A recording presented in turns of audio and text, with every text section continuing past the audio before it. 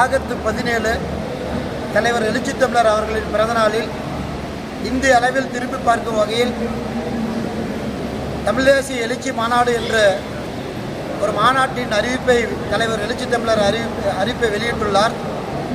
அந்த மாநாடு குறித்து இன்று ஓமலூர் கட்சி மாவட்டம் சார்பில் இங்கு கலந்துரையாடல் நடைபெற்றது. இந்த செயற்குழுவில் மிக முக்கிய தீர்மானமாக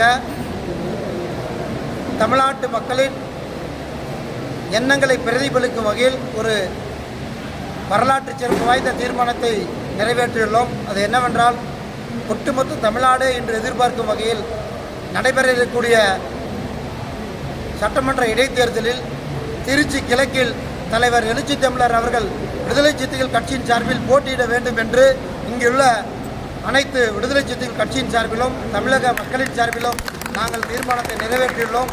தலைவர் அவர்களின் கவனத்திற்காக எங்களுடைய எண்ணங்களை வெளிப்படுத்தியுள்ளோம். மேலும் தலைவர் அவர்கள் திருச்சி கிழக்கில் போட்டியிட்டு